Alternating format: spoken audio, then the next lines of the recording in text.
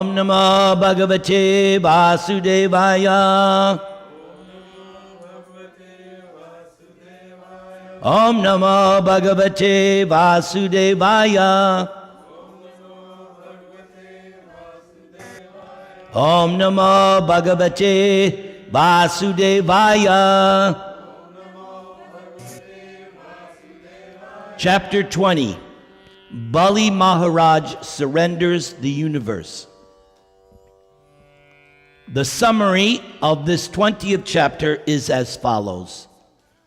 Despite his knowledge that Vamana-deva was cheating him, Bali Maharaj gave everything to the Lord in charity, and thus the Lord extended his body and assumed a gigantic form as Lord Vishnu. After hearing the instructive advice of Shukracharya, Bali Maharaj became contemplative, because it is the duty of a householder to maintain the principles of religion, economic development, and sense gratification. Bali Maharaj thought it improper to withdraw his promise to the brahmachari. To lie or fail to honor a promise given to a brahmachari is never proper, for lying is the most sinful activity. Everyone should be afraid of the sinful reactions to lying, for Mother Earth cannot even bear the weight of a sinful liar. So this is very strong instruction. It says that there are 4 principles of religion: truthfulness, cleanliness, austerity, and mercy. In Kali Yuga, those 4 principles are all gone except for truthfulness. But the truthfulness is waning day by day in the age. But the other 3, gone because of Kali Yuga. So, this idea of Mother Earth cannot bear the weight of a sinful liar, that's very, very important. The spreading of a kingdom or empire is temporary. If there is no benefit for the general public, such expansion has no value. Previously, all the great kings and emperors expanded their kingdoms with regard for the welfare of the people in general. Indeed, while engaged in such activities for the benefit of the general public, eminent men sometimes even sacrificed their lives. It is said that one who is glorious in his activities is always living and never dies. Therefore, fame should be the aim of life, and even if one becomes poverty-stricken for the sake of a good reputation, this is not a loss. Bali Maharaj thought that even if this brahmachari, Vamana-deva, were Lord Vishnu, if the Lord accepted his charity and then again arrested him, Bali Maharaj would not envy him. Considering all these points, Bali Maharaj finally gave in charity everything he possessed. So even though Shukracharya forbade him, Bali Maharaj said, no, I'm going to keep my vow. Now, this is very, very heavy point, because the Vedas teach you never disobey your guru. But here is Bali disobeying. The reason why he's disobeying, Bali Maharaj was thinking, all along we have been doing these sacrifices. In any sacrifice, the first thing you worship is Lord Vishnu. Even when you do demigod worship, there's this worship of Vishnu. I think it's a pot with a coconut on it. That symbolizes, so Bali's thinking, we've done all these sacrifices, we've been worshiping Vishnu. Now you say Vishnu has come and you don't want me? So he rejected his guru. But he rejected on higher principles. He didn't reject him out of lust or anger or greed. He rejected him under full awareness that he was being a hypocrite. All along, they had been worshiping Vishnu.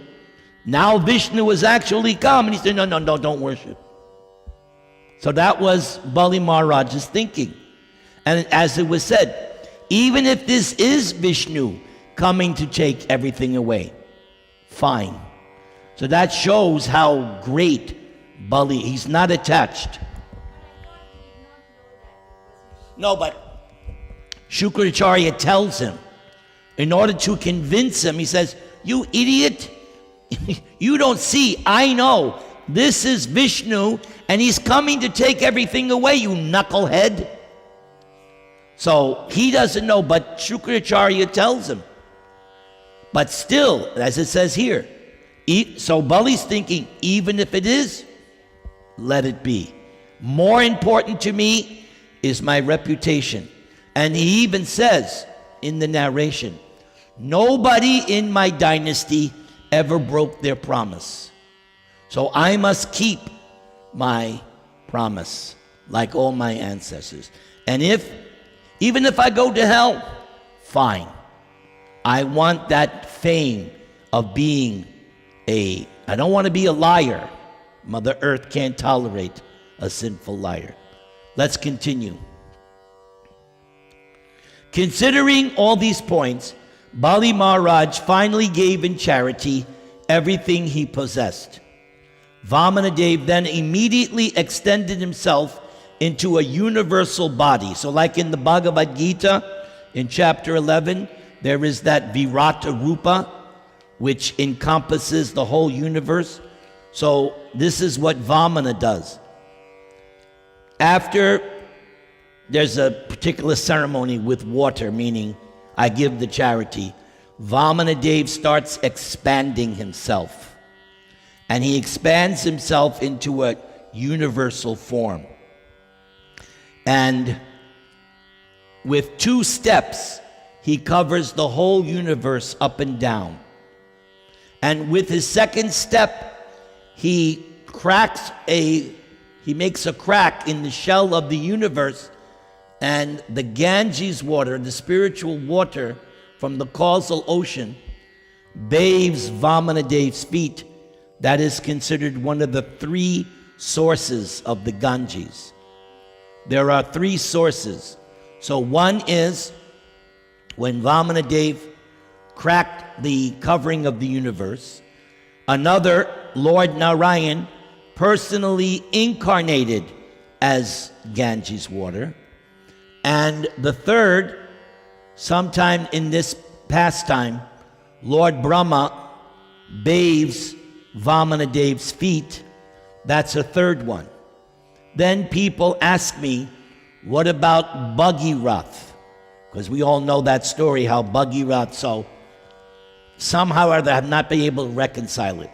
Bhagavatam says these are the 3 sources. How that fits in with Bhagirath, that's above my pay grade. I have not found the answer.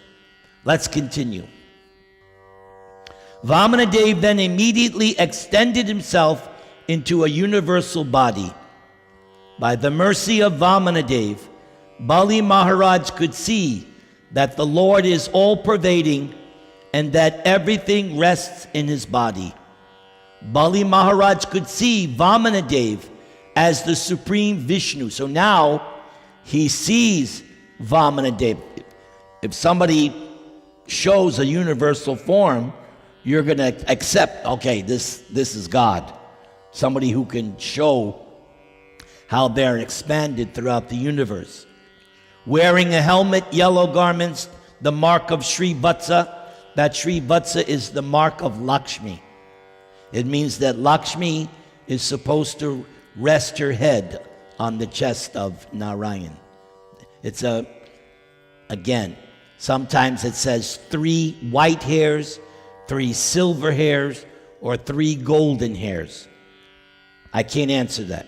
But in the Bhagavatam, the Srivatsa is described in 3 different ways: white, silver, and gold. I don't know. But that Srivatsa mark is only on the chest of Krishna and Vishnu or Narayan. Nobody else has that mark. Only Krishna, Narayan, Vishnu has that mark. The Kaustuba jewel, a flower garland, and ornaments decorating his entire body. The Lord gradually covered the entire surface of the world, and by extending his body, he covered the entire sky. With his hands, he covered all directions, and with his second footstep, he covered the entire upper planetary system. Therefore, there was no vacant place where he could take his third footstep. And that becomes significant, sets up the rest of the chapter. Nitin, anything?